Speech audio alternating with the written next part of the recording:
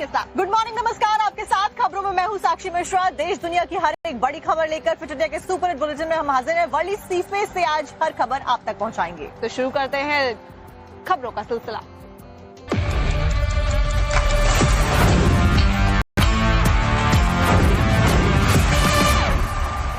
आज प्रधानमंत्री नरेंद्र मोदी पश्चिम बंगाल के दौरे पर रहने वाले हैं। आपको बता दें कि नादिया की राणा घाट में रैली को संबोधित भी प्रधानमंत्री करने वाले हैं और कई सारी परियोजनाओं की सौगात आज पीएम नरेंद्र मोदी बंगाल के वासियों को देने वाले हैं। इस दौरान कई सारे बीजेपी की जो सीनियर लीडर्स हैं वो भी मौजूद रहने वाले हैं। तो आपको बता देते हैं कि बंगाल को 3200 करोड़ रुपए की सौगात प्रधानमंत्री नरेंद्र मोदी की तरफ से दी जाएगी। बंगाल में एसआईआर के बाद पीएम का ये पहला दौरा है। मथुआ बहुल इलाके में पीएम मोदी की जनसभा होने वाली है। पीएम के कार्यक्रम को लेकर सुरक्षा के पुख्ता इंतजाम कर दिए गए हैं। बंगाल में कोलकाता सिलीगुड़ी रोड कनेक्टिविटी को मजबूत बनाने के लिए सड़क परियोजनाओं का शिलान्यास और उद्घाटन करने के बाद में पीएम असम के दौरे पर रवाना आज होने वाले हैं।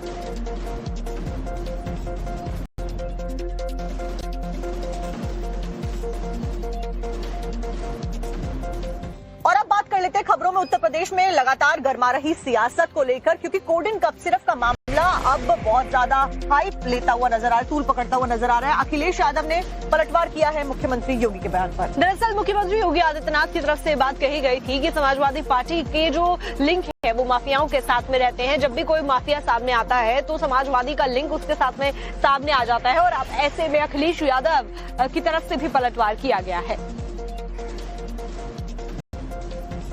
लेकिन प्रारंभिक जांच में सामने आया है कि उससे जुड़े हुए जिन अभियुक्तों को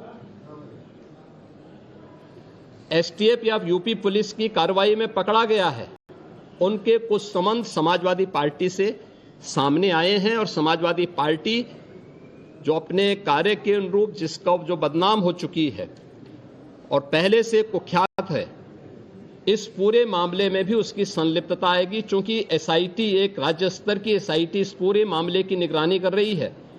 ये जरूर मैं कह सकता हूं कि जो सपा प्रमुख के द्वारा कहा जा रहा है ये वही स्थिति है कि यही कसूर मैं बार बार करता रहा, धूल चेहरे पर थी और आईना साफ करता रहा। यानी फोटो इनकी है उन माफियाओं के साथ, तो स्वाभाविक रूप से अवैध लेन देन में भी संलिप्तता कहीं ना कहीं सामने आएगी। जांच आने दीजिए, दूध का दूध और पानी का पानी सबके सामने आएगा। 700 कंपनियां सोचिए आप, और हो सकता है इससे ज्यादा कंपनियां हों, और वैल्यूएशन वाले जो अधिकारी हैं वो भाग जा रहे हैं, वैल्यूएशन नहीं कर सकते। सुनने में आया कि जिन पत्रकार साथियों ने वो वीडियो वायरल किया है उनको भी ढूंढा जा रहा है। बड़े बड़े अपराधी घूम रहे हैं, कोडीन के माफिया घूम रहे हैं,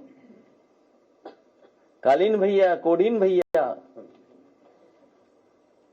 कालीन भैया का तो सबने देखा होगा, नेटफ्लिक्स पे था, किस पे था। कोल्ड ड्रिंक कप सिरफ मामले में अब सियासत गर्माती हुई नजर आ रही है और इस बीच शिवपाल यादव का भी बयान सामने आया है और पलटवार करते हुए उनकी तरफ से कहा गया है कि सरकार की शय के बिना इतना बड़ा घोटाला नहीं हो सकता। इसी के साथ में शिवपाल यादव के द्वारा ये भी कहा गया कि इस पूरे मामले की जो जांच पड़ताल है वो केंद्रीय एजेंसियों के हाथ में सौंप देनी चाहिए। और क्या कुछ खास कहा गया, आप सुनिए।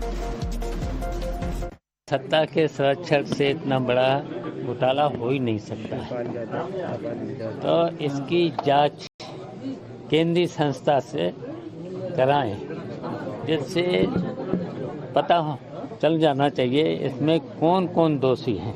जब आएगी और समाजवादी पार्टी के साथ जो लेन देन का मामला भी सपा के नेताओं से सामने कहने आ सकता है,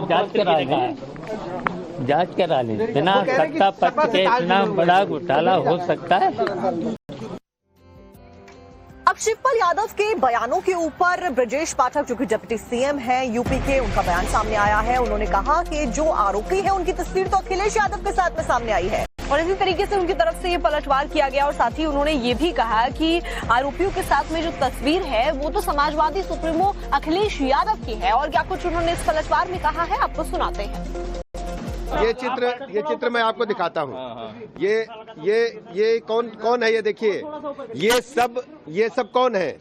ये समाजवादी पार्टी के मुखिया के दाएं बाएं खड़े लोग कौन हैं? यही लोग ये कप सिरप कांड में वांछित हैं और आरोप प्रत्यारोप दूसरे पर लगा रहे हैं। इन्हीं की मिली भगत है। जांच में दूध का दूध पानी का पानी हो जाएगा। लगातार उत्तर प्रदेश को वन डिस्ट्रिक्ट वन माफिया, भ्रष्टाचार, कदाचार, गुंडागर्दी में धकेलने वाले समाजवादी पार्टी के लोग अपने गिरेबान में झांक करके देखें। हमारी सरकार प्रतिबद्धता के साथ निष्पक्ष जांच कर रही है और जो भी दोषियों का कड़ी कार्रवाई होगी, समाजवादी पार्टी कृपया अपने गिरेबान में झांके और ये बताए कि इनसे क्या रिश्ते हैं, ये क्यों इनको सम्मान देने का काम कर रहे हैं। ये यही वांछित लोग हैं जिन लोगों ने प्रदेश को इस कप सिरप कांड में बदनाम करने का काम किया। ये समाजवादी पार्टी के ही मेंबर हैं, समाजवादी पार्टी के ही सरकार में पुष्पित पल्लवित होने वालों का ये समूह है।